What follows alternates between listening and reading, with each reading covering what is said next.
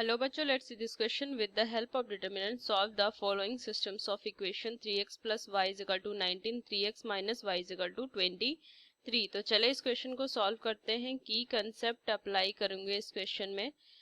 इस क्वेश्चन को ना मैं क्रेमर्स रूल से सॉल्व करूंगी। Cramer's rule.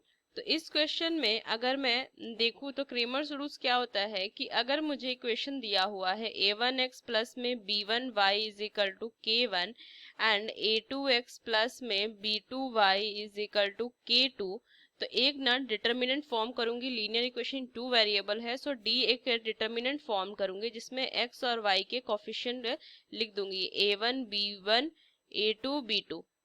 तो इनको सॉल्व करेंगे, डिटर्मिनेंट ये होगा। और एक ना dx में डिटर्मिनेंट अनदर फॉर्म करूंगी। इसमें क्या होगा, 2/2 का ही होगा, टू लीनियर टू वेरिएबल है।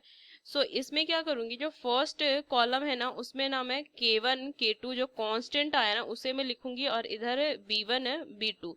उस तरीके से dy फॉर्म होगा। dy क्या हो जाएगा, ये a1 a2 first column same रहेगा और सेकंड कॉलम k1 k2 आ जाएगा, ये लिख सकते हैं। और अगर मैं x को फॉर्म सॉल्व करूँ तो x हो जाएगा dx अपॉन में d, एंड y को अगर मैं देखूँ तो dy अपॉन d।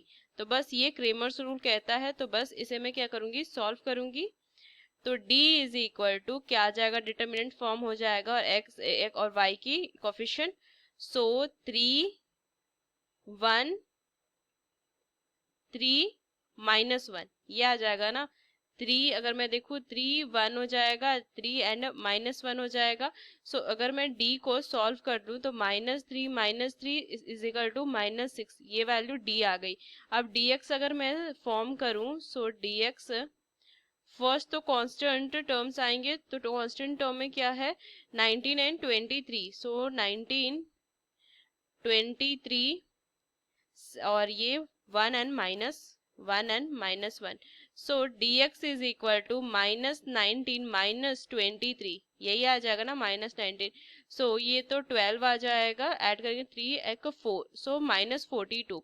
dy अगर मैं देखूँ, dy में फर्स्ट कॉलम तो सेम रहेगा, सेकंड में 19 एंड 23 आ जाएगा। फर्स्ट क्या है 3 3, मैं लिख दूंगी 3 3।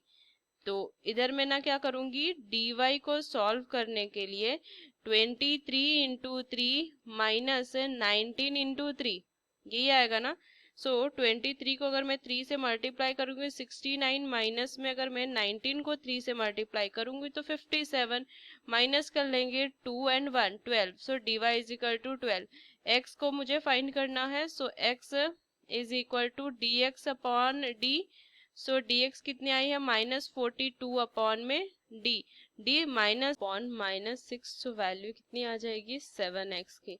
y के लिए मैं देखूं तो dy upon d, 12 upon -6, value is equal to -2, x is equal to 7। तो x और y की वैल्यू फाइंड हो गई, ये मुझे फाइंड करनी थी। यूजिंग दिस की concept we solve this question. Hope you understood well. Best of luck. Thank you.